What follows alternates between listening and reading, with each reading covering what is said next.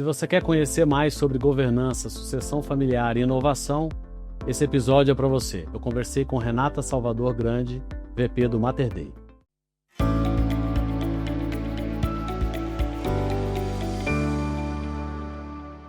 Olá, sejam bem-vindos ao José Adriano Talks. Nosso podcast é apoiado por Bluetex, Grupo LPJ, KT Group e MidSafe, que é especialista em compliance tributário, unindo tecnologia e inteligência para transformar desafios fiscais em oportunidades. Nosso propósito é simples e poderoso: ajudar as empresas a fazerem o certo com segurança, inovação e eficiência.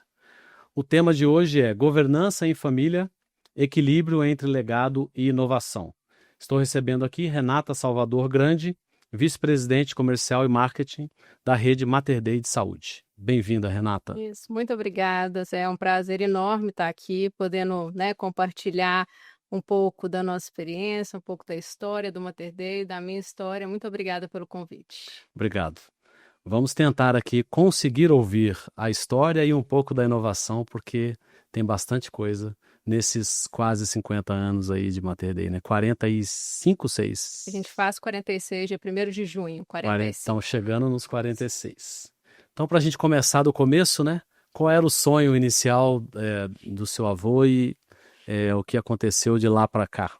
Então, o sonho do meu avô era ser médico para sempre, né? Que de alguma forma ele pudesse tornar perene a medicina na vida dele. Então, ele tinha um consultório onde ele atendia suas pacientes, né? Ele é médico, ginecologista e obstetra, e aí ele queria levar para uma unidade hospitalar o mesmo tipo de atendimento que ele dava para aquelas pacientes. Então, atendimento personalizado, humanizado, que fosse realmente diferenciado.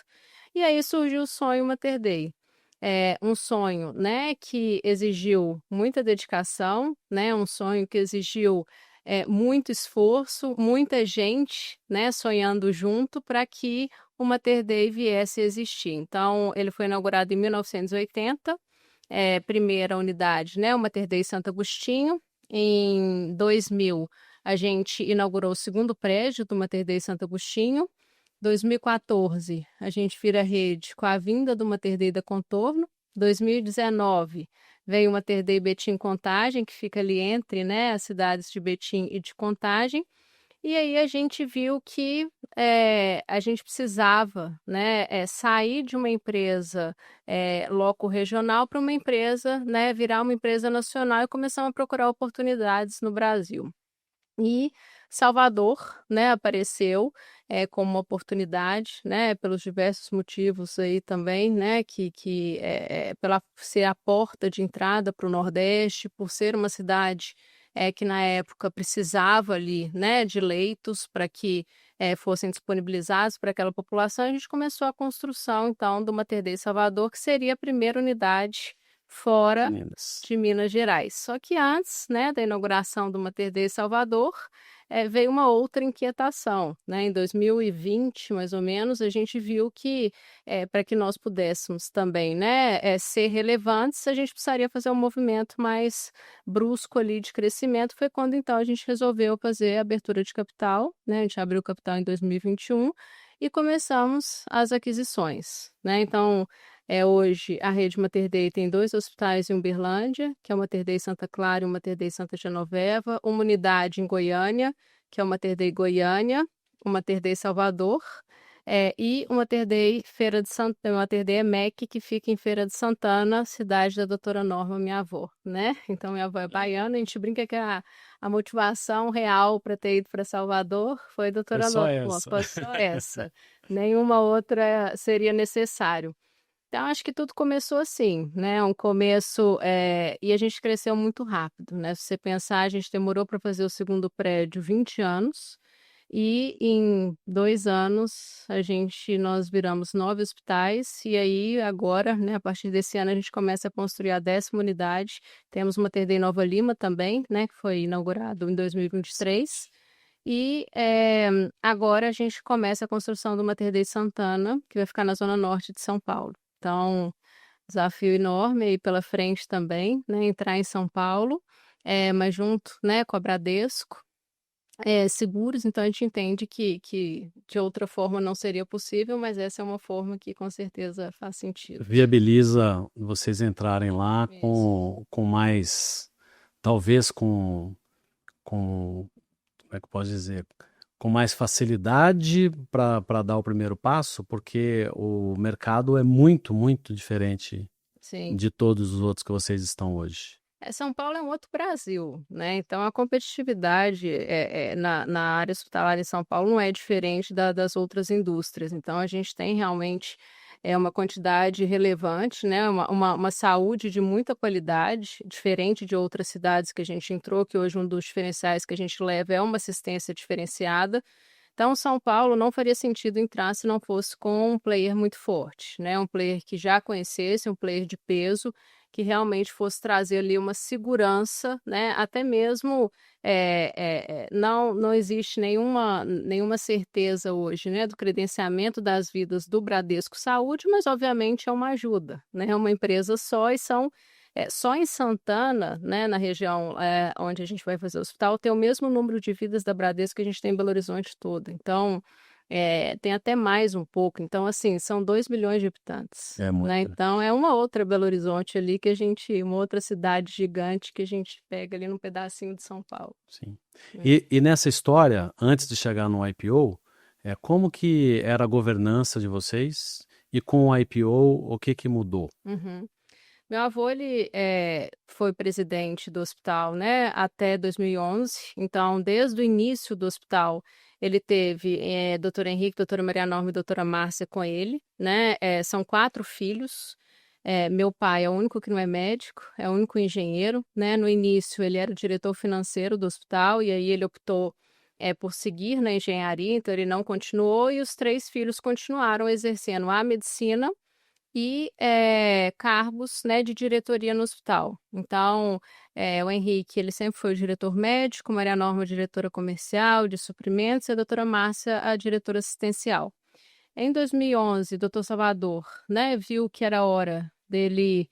Ele fala que hoje ele é um jovem de 94 anos, né? E na época ele era um jovem de 80 anos, 80, um pouquinho mais de 80.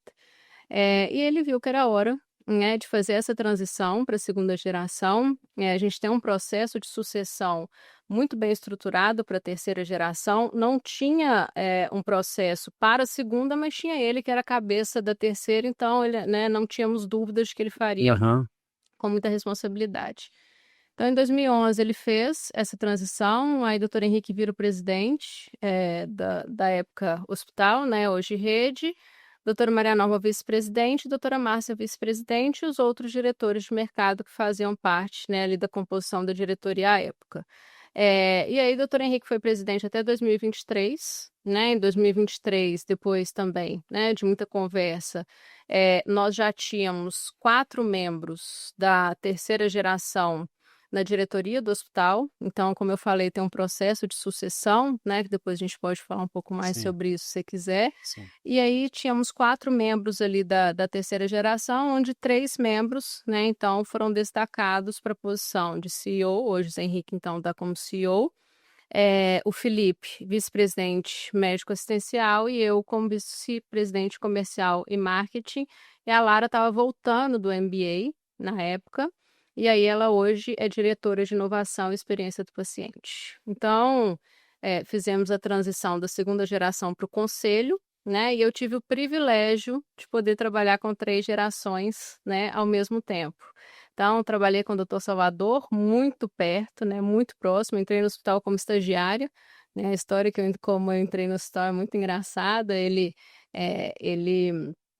todo aniversário dele, ele pedia que todos os netos lessem o livro, né? E aí, de aniversário, a gente fazia uma dinâmica de discussão do livro. Só que a gente tinha diferenças de idade enormes, né? À época, a gente tinha um primo de 7 anos e a gente de 16, 17 anos. Então, diferenças grandes e, obviamente, né, ele levava isso em consideração e começava do mais novo para o mais velho. E esse aniversário foi na fazenda, tinha muita gente, estava todo mundo muito nervoso, né? Porque era um livro difícil, era um livro complexo e um livro onde tinha muita gente assistindo a dinâmica. E aí, eu tinha uma prima que estava sentada do meu lado, ela começou a ficar muito nervosa. E aí eu falei: "Calma, fica tranquila", e fui conversando com ela e falando tudo que eu ia falar. E aí na hora que chegou a minha vez de falar, eu travei. E aí eu não conseguia falar de jeito nenhum e tinha esquecido tudo que eu tinha estudado para eu falar, e aí eu comecei a chorar, e aí ele falou: "Se não quiser falar, você não precisa". Eu falei assim: "Não, eu vou falar". E aí, falei, aí na hora que acabou, ele me chamou para conversar. E eu achei que ele fosse brigar comigo, que ele Chamar fosse atenção. chamar minha atenção. Ele falou assim: "Olha, acho que tá na hora de você entrar para o hospital". E na época eu fazia direito, né, eu fazia direito e administração, eu fazia os 2 cursos e eu estava no Tribunal de Justiça fazendo um estágio com o desembargador. Aí eu falei assim: "Vô, tô fazendo estágio, tô fazendo direito". Ele falou assim: "Você tá de férias agora, né, o tribunal tá fechado, a faculdade tá fechada, vai para o hospital só para você ver, se você gosta, né, se é alguma coisa que brilha seus olhos". Nunca mais saí. Então entrei no setor de compras, ele me pôs para conversar com as pessoas e ele falou assim: "Você precisa desinibir". E aí eu conversava com 20, 30 pessoas por dia, e eu fiquei no setor de compras durante um tempo ali, e aí desde então, isso Legal, faz 20 anos agora. muito legal. É, E fala então um pouco do processo de sucessão. tá bom. Depois você volta no IPO. Aham. O processo de sucessão, quando foi em 1997, mais ou menos, nenhum neto tinha idade, né? Então eu falo que o processo ele foi tão bem desenhado que ele foi pensado na empresa e não nas pessoas, né, que fariam parte da empresa. Então, o vovô, ele não sabia quais seriam as características de cada um quando ele resolveu, então, fazer as regras, né, para um membro da terceira geração vir a fazer parte da diretoria do hospital. Então, a primeira regra é que só um de cada família pode, então só pode 4, né, não pode, se algum outro quiser, não pode ser um diretor, né, Aham. ele tem que ser tem que ou ser médico ou um outro cargo, tem que fazer uma faculdade afim, então tem que ser algo que agregue ao negócio, tem que trabalhar no hospital do mesmo tamanho ou maior do que o Mater Dei, então, em Belo Horizonte não tinha, né, então eu fui para São Paulo, eu fiquei 4 anos em São Paulo, trabalhei no HCor, que foi uma experiência incrível, né, foi, eu falo que foi tão bem pensado que, assim, a gente até duvida, né, que não tenha ele teve o apoio da Fundação Dom Cabral na construção, mas, assim, a gente sabe que tudo veio da cabeça dele, Sim, né, a gente foi sabe que mais a ele é operacionalização que eles ajudaram, mas com exato, certeza exato. tudo Mas foi. ele é tão uma pessoa, assim, com uma cabeça tão impressionante, né, com que ele realmente colocou ali todas as necessidades, né, pra gente e no momento certo. Então, quando a gente foi para São Paulo, eu, no caso, fui para São Paulo, o Henrique também foi para São Paulo, o Felipe foi para o Sul, Lara para São Paulo, a gente já sabia quais eram as nossas maiores dores, porque a gente já tinha trabalhado no hospital. Então a gente foi para outro hospital já buscando soluções, né, ideias ali para as nossas dores. Uhum. E o último é fazer um MBA numa universidade fora. Então, eu fui para Boston, Felipe para Londres, Henrique para Nova York, Lara para Nova York também. E aí, né, a gente volta, estando, né, apto Na para definição isso. do que era o possível para a sucessão. Muito legal. Isso, isso. Então, assim, é um processo realmente brilhante, que eu falo que ele prepara a gente, às vezes, até muito mais como pessoa do que como profissional, né? E acho que cada um tem uma característica, mas eu sou muito hands-on, né? Eu preciso, livro para mim é fundamental, acho que a gente precisa aprender, precisa estar na escola, mas eu preciso da prática para eu, operacionalizar, para eu executar. Então, eu poder ter vivenciado tudo isso, né, ter tido essa oportunidade, eu não tenho a menor dúvida que foi fundamental para fazer com que eu me tornasse a profissional que hoje eu sou. É muito bom. Uma visão de futuro espetacular, né? Que hoje em dia as pessoas buscam só atalhos, né? Exato. Então ele pensou lá atrás, desenhou, né, a estrutura para que vocês pudessem ser primeiro direcionados e depois tomassem seus caminhos, né? Então Sem isso atalho nenhum. exatamente, sem atalho nenhum, muito pelo contrário, né? Pelo Para contrário. chegar ali na porta, como quaisquer outros do mercado, com um bom currículo, vocês tiveram que passar por muito mais do que isso, né? Isso aí. E o IPO mudou o que no Mater Dei? Na rede Mater Dei? Está trabalhando mais. Achei que não fosse possível. Tô brincando. Acho que assim, o IPO ele foi fundamental, né? Não tem a menor dúvida que foi um movimento super acertado que a gente fez à época. O mercado logo depois fechou, né? E nós fomos o último da indústria a conseguir fazer o IPO, e ele trouxe para a gente, querendo ou não, uma dinâmica de dia a dia muito mais organizada. Então, hoje, a gente tem que dar ali os reportes trimestrais, traz para a gente uma organização, traz para a gente ali uma gestão de dia a dia, uma responsabilidade pelo resultado a curto prazo maior do que a gente tinha antes, ainda maior, né? Então, a gente hoje, a gente estava na reunião de diretoria cedo, a gente, né, desde a fundação tem uma reunião de diretoria de 8 a meio-dia, toda terça-feira. Então, esse é um rito que a gente mantém. E a gente estava discutindo exatamente isso. Os resultados de 2025 foram muito bons, mas a gente não pode achar que foram o suficiente, né? E como a gente está sob uma pressão muito grande, a gente sabe que vai ser um desafio enorme a gente conseguir manter essa energia lá em cima no início de 2026, ainda mais janeiro sendo um mês de férias, um mês que o movimento cai um pouco. Então, a gente estava montando a estratégia ali para a gente conseguir manter, né, essa energia lá em cima, porque a gente não pode perder um mês no trimestre. Então, eu não posso contar fevereiro e março só, né? Então, essa responsabilidade, né, do dia a dia ali, esse bater o bumbo mesmo ali, fez com que a gente fosse ainda mais responsável com o resultado imediato.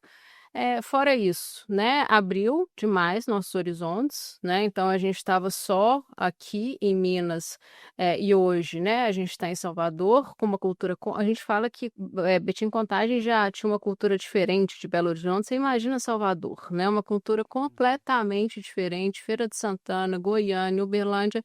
Então, assim, são praças que fizeram a gente evoluir também, né, a gente aprendeu muito com os hospitais que a gente adquiriu, né? Todos eles já eram hospitais relevantes na cidade, mas que precisavam de diversas melhorias, né? Então, esse momento que a gente teve, primeiro de integração, depois de sinergia, e agora eu falo que a gente vai começar a colher os frutos, né? De tudo isso que a gente fez nesses últimos anos, a partir agora de 2026.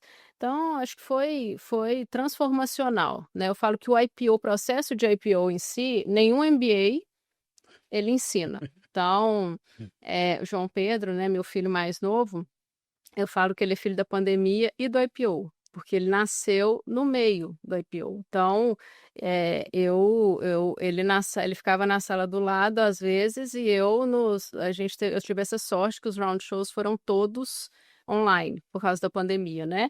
E aí ele ficava, eu amamentando, e aí voltava e ele ia, então ele acompanhou o IPO junto comigo, porque tinha coisa que realmente eu que precisava fazer. Sim, não tinha jeito. Então foi uma escola super importante, assim. E olhando para trás, com esse processo de consolidação, quando do IPO vocês já tinham essa visão de consolidação no mercado? Ou isso também acabou acontecendo, né, talvez até junto com esse processo de vocês de IPO? Foi junto. A gente começou a avaliar os ativos que existiam, né? E a gente viu que para crescer a gente precisaria capitalizar. Então, não fazia sentido, né, a gente começar a olhar ativos e não ter a capacidade ali de aquisição daqueles ativos, mesmo que fosse parcial. E aí a gente foi meio que a gente fez o dual track, então a gente viu qual que seria o melhor movimento, né, e a gente chegou à conclusão que seria a abertura do capital à época e, como eu falei.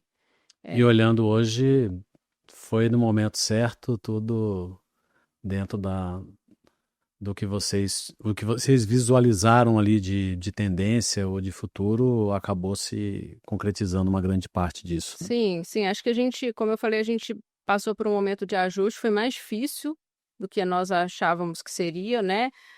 O tal do integrar é complicado, é complexo, então a gente está falando hoje de sair de 2.000 colaboradores para 10.000 colaboradores. Hoje 8.500 colaboradores. A gente fala de quase 10 mil médicos, né, no Brasil inteiro. Então, assim, é muita gente, né, para administrar, muita gente ali para a gente aculturar. Então, a gente fez um processo de jornada da cultura junto para que sustentasse toda essa mudança e que foi fundamental também. Então, a gente fez uma revisão desde as coisas básicas, né, dos nossos valores. Estava acostumada a sair no hospital e perguntar para as pessoas quais são os nossos valores, as pessoas falavam os 8 valores, assim, tranquilamente. E a gente chegava, óbvio, né, lá em Feira de Santana, a pessoa não sabia nem o que a gente estava falando. A gente falou: olha, esse negócio está complexo, precisamos trazer isso pro mais simples, e hoje são 5 valores objetivos. Então, é gente que faz a diferença, pioneirismo e inovação, todos eles diretos e que todo mundo entende e que não precisa de muita interpretação. E que vocês conseguiram nacionalizar com essa jornada de cultura. Exato. Consegue ter esse padrão e esses valores vêm lá da fundação e aí, obviamente, como você falou, simplificados ali para vocês conseguirem ter uma aplicabilidade, né, mais globalizada agora, Exato. mas vem desde do começo. Desde o começo, assim, a nossa missão é a mesma, desde 1980, que é compromisso com a qualidade pela vida. Então, tem coisas que não precisa mudar, né? Que realmente é o que faz sentido e que precisa continuar aí na cabeça de todo mundo. Assim, só por aí já fica claro o que tem que ser feito, né? Aquela só, na dúvida, É isso. né, pense no propósito principal, né? E como tratar a inovação nesse ambiente de quase cinquentenário, né? E passou por um IPO recentemente. Então, como que vocês conseguem tratar a inovação? E aí, usando como exemplo a aquisição da 3Data há poucos anos, já deve ter 3 anos, por Isso, aí, 4 né? anos. Há 3, 4 anos, né? Que foi um movimento diferente de vocês no mercado, né? E então fala um pouco disso e que expectativas vocês tinham, que resultados isso tem gerado, né? E outros aspectos de inovação também. Então, um dos valores que mudou, né, com essa transformação foi o pioneirismo e inovação, né? A gente não tinha isso de forma tão clara e há 5 anos atrás, mais ou menos, 6 anos, a gente viu, né, que fazia muito sentido isso estar explícito ali como valor. Então, hoje é um valor, né, para a Rede Mater Dei. A gente investe muito em inovação, a gente acredita que a gente sempre foi pioneiro em vários aspectos, mas que a inovação nós teríamos ali que dar um foco maior, né, estruturar melhor para que efetivamente nós conseguíssemos, né, os benefícios que ela poderiam trazer. Então a gente adquiriu a 3Data, que é uma empresa de tecnologia, né, que trabalha com IA generativa, e que tem sido um apoio fundamental nas nossas construções. Então, tudo hoje que a gente vai fazer, né, a gente tem um trabalho enorme de colaboradores por leito, né, para a gente entender se o número está adequado. Sempre que a gente pensa em reduzir uma pessoa do administrativo, a gente vê se não tem algum processo que pode ser automatizado e que essa pessoa pode ser destinada para assistência, né? Então, para que o paciente tenha uma assistência melhor e que os processos também sejam feitos com qualidade. Então, a gente teve um case agora que foi citado lá em Las Vegas, pela AWS, né, pela vice-presidente da AWS, que é o case do ciclo da receita. Então, é uma indústria bilionária que a gente resolveu enfrentar agora e nós estamos construindo agentes de inteligência artificial que vai perpassar por todos os momentos do ciclo da receita. Então, desde ali da entrada desse paciente, do lançamento na conta, do pedido de autorização, depois do pagamento, do faturamento dessa conta, do pagamento, da conciliação, da glosa, do recurso. Então, a gente está construindo agentes para que eles possam fazer todo esse processo, porque hoje a gente tem um desafio enorme que são as glosas, né? É um mercado onde o fazer não é certo de que você vai receber, né? Você não tem a certeza. Então, você ainda passa ali por uma auditoria do plano de saúde que vai pagar ou não, e muitas vezes não paga sem uma justificativa adequada, né? Ou que não está em contrato. Então, a gente precisa que os processos realmente estejam rodando 100% para que nada seja um problema operacional nosso. Fora isso, a gente tem investido muito em inteligência artificial para exames, então para diagnóstico de exames. Então, hoje a gente consegue fazer diagnósticos precoces de câncer, então algo que o humano demoraria alguns dias, né? Uma quantidade de exames em segundos. A máquina hoje ela já está treinada para ela avaliar esses exames e para que ela dê o start ali para um contato, né, para o paciente, para que ele, para o médico primeiro, para contactar o paciente, para que ele possa ser acionado. E fora isso, a gente, assim, hoje a gente respira, a gente tem um aplicativo que é o Meu Mater Day, que hoje toda a jornada do paciente está dentro desse aplicativo. Então, a gente tem buscado estar, né, com as pessoas, com os pacientes, com os acompanhantes, não só quando eles estão dentro do hospital, mas em todos os momentos da vida. Então, a gente tem muito forte a questão da prevenção, né? E eu falo muito isso. Eu falo assim, a gente precisa tratar, cuidar cada vez mais da saúde para ter que tratar menos doença. Então, como que eu só quero que esteja no hospital quem efetivamente precisa estar no hospital, né? Eu não quero que uma pessoa boa esteja no hospital, muito antes pelo contrário. Então, a gente fazer todo esse lado de prevenção, de cuidado, é muito importante também. Então, a gente tem investido também em tecnologia para isso e a gente tem buscado, né, diversos programas internos, né, porque inovação não é só tecnologia, obviamente, Claro. né, para a gente conseguir, né, estar mais próximos aí, conseguir entregar valor de diversas formas. E no caso de vocês, acho que tem um desafio maior que é você inovar e ainda manter o atendimento humanizado. Então, é um desafio grande, porque se você for muito na automação, você vai ferir um dos, talvez, não sei se é um valor, mas que é o atendimento humanizado que vocês prezam muito, né? Com certeza, assim, o paciente é o centro de tudo. Então, tudo que a gente faz é baseado nessa visão de que o paciente tem que estar no centro. Então, sempre quando a gente vai tomar alguma decisão, ou de investimento, ou de mudança de processo, ou de pessoas, de fluxo, a gente pergunta qual que é o impacto que isso vai gerar para o paciente. Se for impacto positivo, a gente segue. Se for impacto negativo, a gente corta. Se for impacto irrelevante, a gente revê para ver se realmente faz Sim, para entender sentido, para que né? lado que vai tender Isso. aquilo. Estar. Então, assim, o paciente realmente ele está ali para nos direcionar aí nessas tomadas de decisão mais acertadas relacionadas não só à inovação, mas a tudo. E depois do IPO, sendo uma empresa do mercado, né? A pressão do mercado, vocês tiveram ali, talvez no começo, alguma dificuldade com isso? Ou é uma coisa que vocês, desde sempre, conseguiram lidar bem? A pressão do preço da ação, né? Porque a gente vê isso em alguns casos aí nos últimos anos, aí, alguns players do mercado passando por dificuldades muito grandes, né? E isso gera para o paciente ali uma preocupação, né?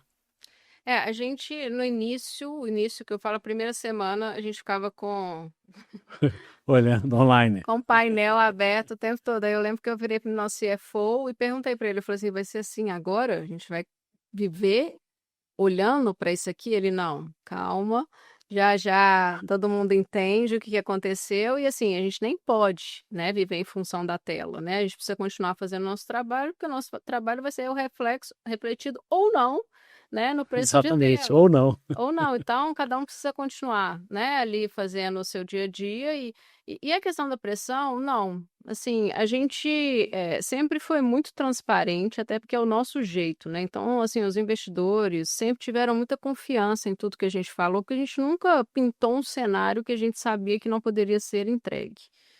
Então, como a gente sempre foi muito conservador e pé no chão, acho que assim, eles também sempre foram, não mais tranquilos, mas assim, eles foram dando espaço para a gente poder trabalhar e entregar de acordo com o que a gente tinha prometido na época do IPO.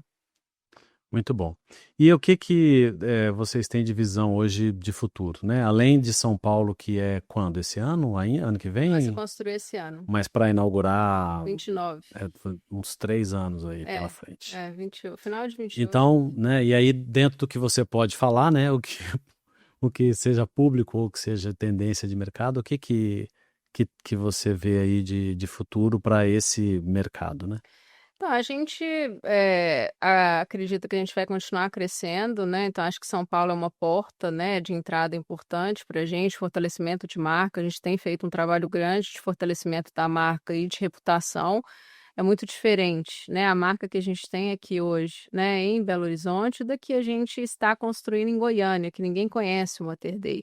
Então, esse trabalho de fortalecimento da marca, esse trabalho até com o corpo clínico mesmo, de governança clínica, com os médicos, com a parte assistencial, tem sido um investimento muito grande que a gente tem feito nos últimos tempos e vamos continuar fazendo. A gente vai continuar investindo nas certificações, né, de qualidade. Então, esse ano, a gente já tem 7 de 10 unidades já acreditadas, 7 de 9 já acreditadas. Então, a gente, né, vai finalizar aí provavelmente o ano com as 9 unidades acreditadas. E um foco muito grande aí na inovação, na inteligência de dados, inteligência artificial. Então, cada vez mais, hoje a gente estava na reunião depois à tarde, né? E o Zé, que é o CEO, estava apresentando e falando com as pessoas, né? A inteligência artificial, gente, precisa ser o dia a dia de vocês. Então, assim, se vocês ainda não estão usando, vocês já estão atrasados, né? Então, vocês precisam usar, vocês precisam entender como que ela pode ser um apoio ao trabalho que vem sendo desenvolvido. E ele estava falando para a área administrativa, para a área assistencial, para diversos públicos ali. Então, é algo que a gente vai bater muito forte esse ano. Esse ano, nosso planejamento estratégico, a gente estruturou ele através de batalhas. Então, está muito objetivo o que cada área precisa entregar. Então, até o ano passado, a gente tinha iniciativas, então era um tanto de iniciativa, um tanto de coisa e que dava muita angústia. Esse ano são batalhas objetivas, e a partir das batalhas a gente desdobra isso em ações. Então, cada um sabe o mapa do que precisa ser feito em 2026 para a gente conseguir entregar os resultados, né, que são esperados. Então, acho que esse ano vai ser um ano objetivo, um ano que vai passar muito rápido, né? Mas que as expectativas, não só para esse, mas para os próximos anos, são excelentes. Mas é um ano de crescimento na visão de vocês. Sim, acredito que sim. E esse mercado tem perspectivas de mudanças como acontece em outros mercados? Então, por exemplo, hoje vocês têm plano de saúde Não, a gente só tem para os nossos colaboradores. para os colaboradores. E é uma coisa que, se não puder responder, não responde, mas é uma coisa que, por exemplo, faz parte das análises ter plano de saúde, porque é uma tendência, ou Então, pode hoje ser. não. Hoje não faz parte da nossa estratégia. É um mercado muito diferente do mercado ter hospital, né? E a gente vê diversos planos que verticalizam e sofrem, porque é muito diferente se administrar um plano de saúde e se administrar um hospital, né? Uhum. O que a gente tem feito hoje é procurar os principais parceiros para construir planos em conjunto. Então, eu faço o que eu faço de melhor, eles fazem o que eles fazem de melhor e a gente consegue aumentar ali o share, né, de vidas que podem ser acessadas, que podem acessar o hospital. Mas a gente fazer o plano de saúde hoje não está dentro da nossa estratégia, até pelo risco e pela mudança mesmo Sim, porque hoje alguns players no Brasil são plano de saúde ou porque houve aquisição, né? Isso. Ou porque já existia, né? Uhum. Então não. E como a gente vê alguns mercados aí disruptando, né? E aí, por exemplo, né? Você pega farmácias e drogarias, então tem aí um momento em que o Mercado Livre está entrando no mercado de farmácias, as farmácias tentando entrar no mercado de laboratório, hospital, e assim vai, né? Vocês veem isso como um risco nesse exemplo que eu dei, porque eu vi alguma coisa recente de que não sei se não foi aprovado um projeto, ou se foi aprovado que as farmácias poderiam fazer mais do que elas estavam fazendo, por exemplo, de exames laboratoriais, alguma coisa Nós assim. investiu muito nisso, né, nos Estados Unidos, e foi uma indústria que cresceu muito, que obviamente chama atenção para o Brasil, né? Eu acho que o mercado vem se consolidando e, na minha visão, ele vai se consolidar cada vez mais. Então, para você ter uma ideia, há 10 anos atrás a gente tinha o dobro de operadoras de plano de saúde que a gente tem hoje no Brasil. Então, e não foi porque elas acabaram, elas foram sendo compradas, adquiridas, foram ali, né, se juntando. Foram consolidadas, Foram não consolidadas, independente isso. de. Algumas sim acabaram, é a mesma coisa hospitais, né? Então a gente tem grandes grupos hospitalares no Brasil, né, que iniciaram aí uma consolidação muito grande e alguns grupos adquirindo operadoras de plano de saúde, né? Então, para mim esse é um caminho obviamente sem volta, né? É um caminho que ele está acontecendo e que todo mundo precisa ficar muito atento e precisa entender qual que vai ser seu posicionamento ali, né? Para seguir forte Seguir nesse forte. desafio. Muito bom. E hoje você cuida do comercial e marketing? Eu cuido Só? Não, eu cuido de toda a parte, na verdade, do ciclo da conta. Então, eu É cuido do diferente. faturamento, eu cuido da auditoria, eu cuido Muito mais. da glosa, eu cuido de toda o trajeto ali da conta depois que essa conta deixa de ser assistencial.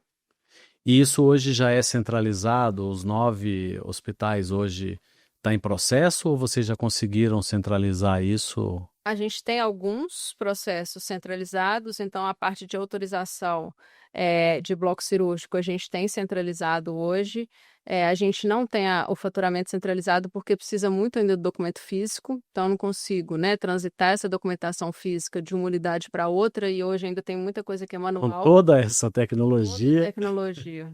Infelizmente as operadoras não aceitam, então tem coisa que não depende A da gente gente. assina uns 4 lá frente e Isso. verso lá só para uma Exatamente. consulta no pronto-socorro. Exatamente, isso é uma exigência do operador. E se não assinar aquilo, eles não pagam. Glosa. Eles glosam. Então, tem processos que não dá, né? Mas os que são possíveis, a gente tem, né, trazido para cá ou centralizado de alguma forma, porque gera, né, uma sinergia importante. Claro. Muito bom. Renata, muito obrigado. Foi muito bom conversar com Eu você. agradeço. E você que acompanhou o nosso podcast até aqui, o José Adriano Talks está disponível no YouTube e nas plataformas de áudio. O nosso podcast é apoiado por Bluetex, MidSafe, Grupo LPJ e KT Group. Deixe o seu comentário, sua dúvida, sugestão de tema ou de profissional para a gente conversar aqui. Siga-nos nas redes sociais, @MidSafe, @José Adriano e Renata S. Grande. Renata S. Rede Grande Mater Dei. e @Rede Mater Dei. Muito obrigado.